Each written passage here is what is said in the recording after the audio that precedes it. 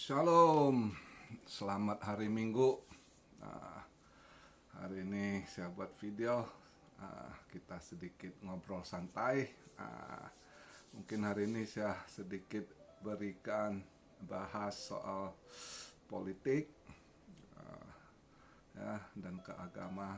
Jadi ya sekalian berbagi edukasi lah. Mungkin saya juga berbagi edukasi buat kalian, biar kalian anak-anak Tuhan semakin pintar, semakin ini ya. Uh, jadi hari ini saya mau kasih edukasi yang mungkin kalian nggak ada yang tahu.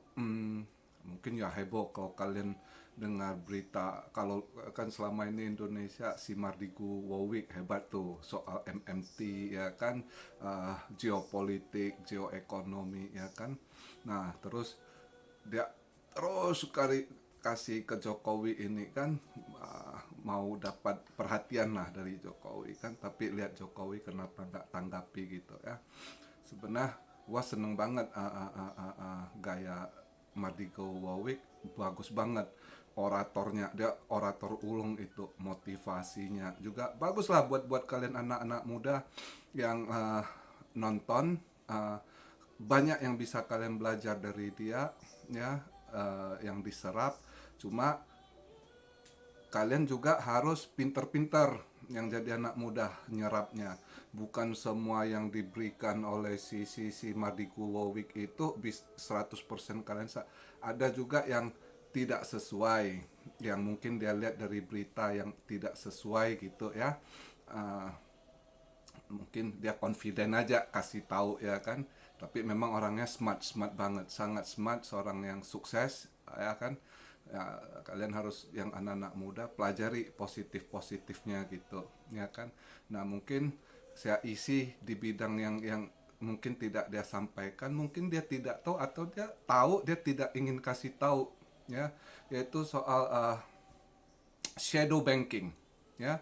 Shadow banking ini uh, di dunia ini cuma ada 15 negara yang dapat ya. Shadow banking ini atau swap line ya, yang namanya swap line itu Indonesia, negara kita, negara ke-15 yang mendapatkan ini. Nah itu hebatnya itu Sri Mulyani ya. Maka kenapa Jokowi terus pertahankan di soal itu, banyak rahasia yang mereka sukses lakukan ya, yaitu banyak negara, sangat-sangat banyak negara mau dapatkan swap line itu ya. Yang shadow banking ini siapa ya? Dari Amerika, Federal Reserve-nya ya, Bank Dunianya, IMF-nya ya. Nah, jadi itu dipilih, dan tiap negara swap line itu diam aja. Pokoknya dia lagi butuh, misalnya Jepang. Jepang bank sentralnya itu nggak ada nyimpen dolar, nggak ada dolar sama sekali ya. Bank sentralnya saat dia butuh baru dia minta untuk bayar hutang. Nah sistemnya itu swap line ini, kalau kamu mau minjam pakai 7 hari, itu 7 hari udah harus ganti swap ke lain siapa yang butuh gitu. Ada yang bisa apa, kalau 7 hari nggak ini 84 hari ya. Nah itu cara kerja swap line. Nah jadi kalau kalian pernah lihat videonya Mardigu Wowi, dia kan bilang ngapain dapat Freeport ya kan, cuma dapat Coopernya, golnya. Bukan itu aja, memang salut saya presiden kita Jokowi, apapun rahasia mereka nggak perlu bangga-bangga, memang ada yang rahasia harus dikip-dikip gitu. Soalnya swap line ini ya itu shadow banking, sangat secret, jadi mereka nggak gembar-gembor gitu ya. Cuma mereka orang-orang yang dapatkan, negara-negara yang dapatkan ini saling tahu aja gitu. Yang udah jelas seperti kalau kayak Singapura ya, Jepang, Australia gitu ya, Eropa misalnya, Prancis, mereka dapat jalur ini swap line ya.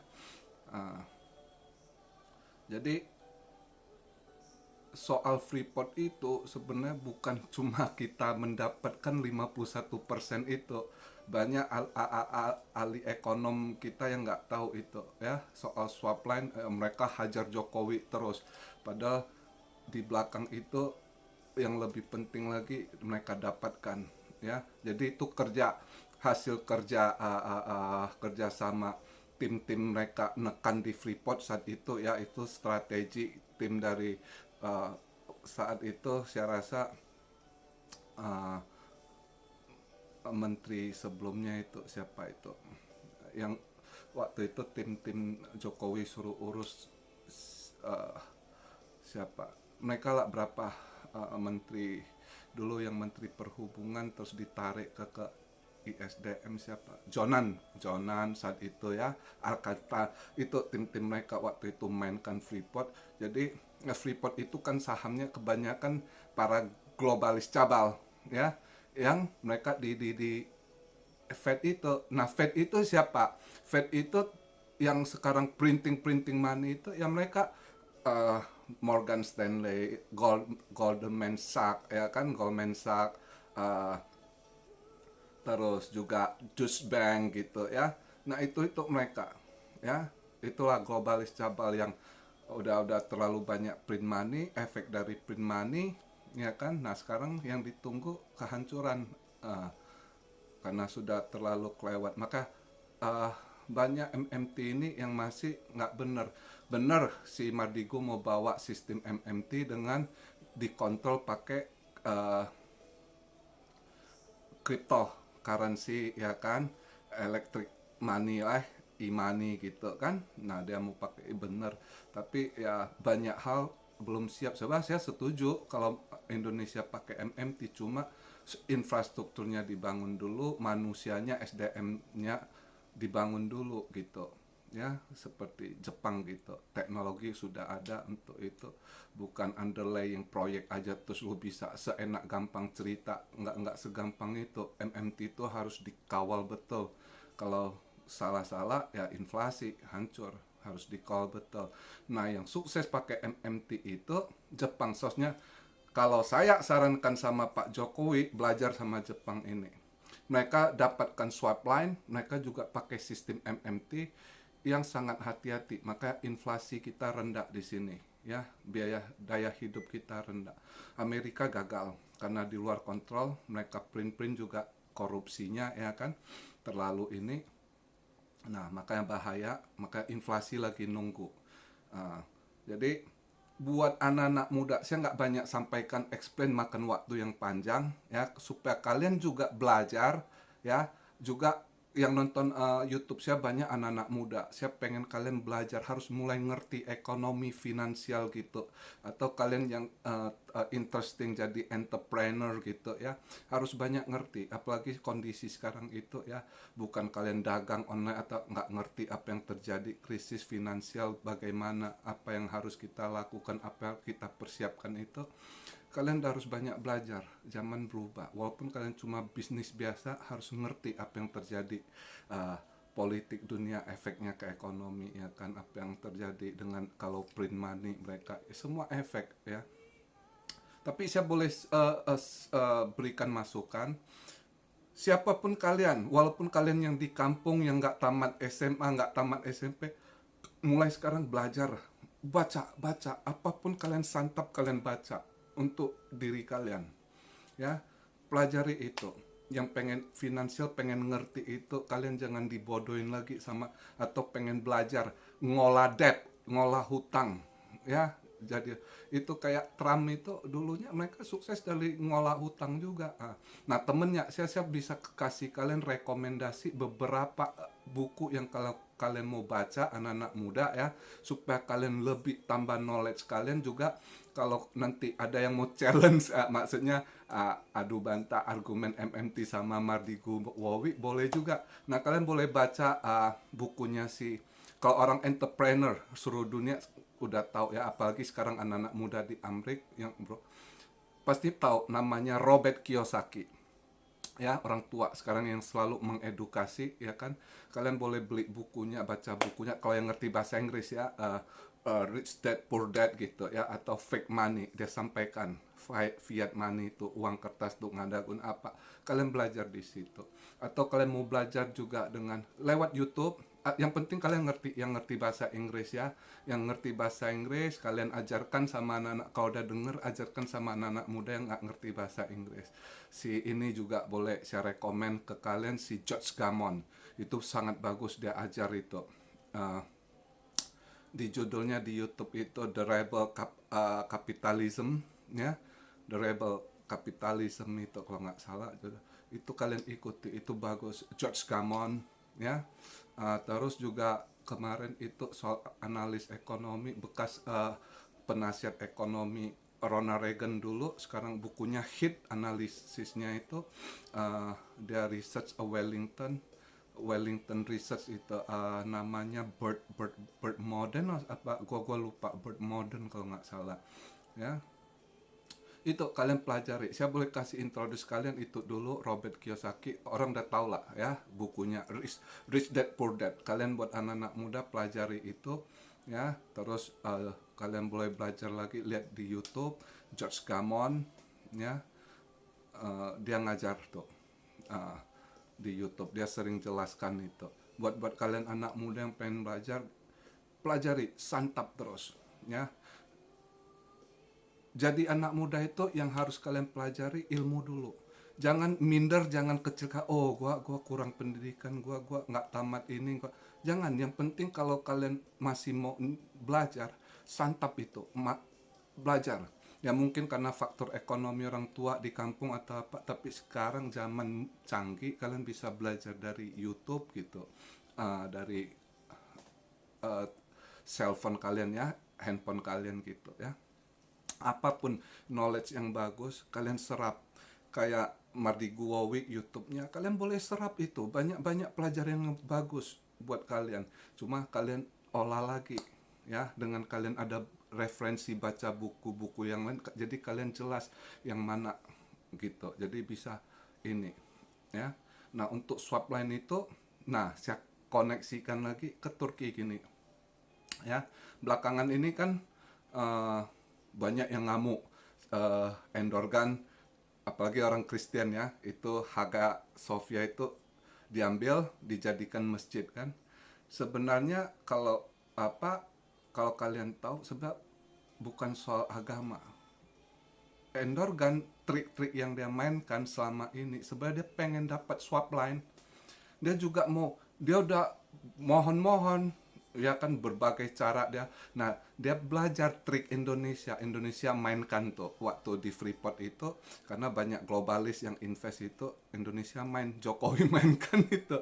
Akhirnya mereka ya udahlah, kita deal ya kan, lu dapat juga swap line-nya. Itu rahasia negara itu ya. Jadi kayak Rijal Ramli atau siapa, mereka ini tekan Jokowi, atau ya ada sebagian lah ya kaum kadrun yang nggak ngerti gitu ya, mana tahu mereka swap lainnya.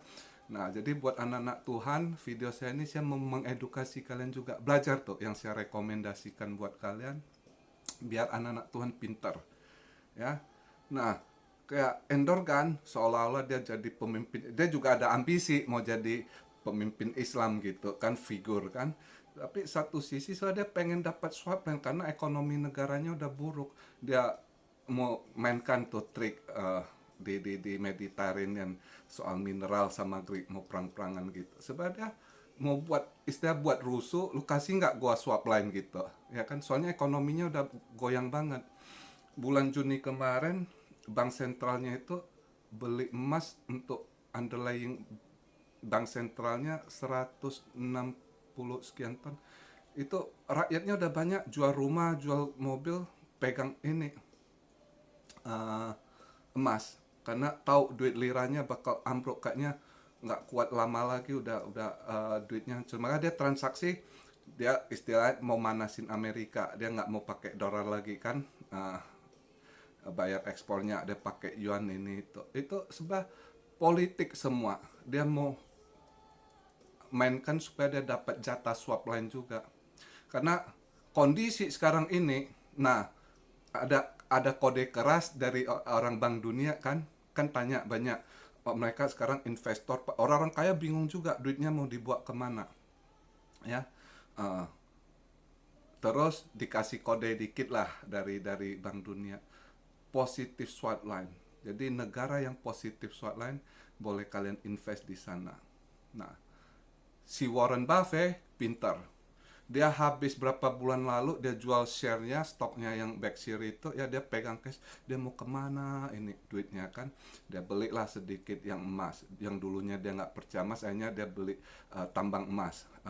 Ya, stoknya tambang emas, tapi dia masih pantau, dia benar-benar teliti, akhirnya duit dia boom, sekitar 2 minggu lalu 5 stok Jepang dia beli, karena udah dia riset, dia tahu Jepang punya swap line, ya kan, juga mereka pakai sistem MMT.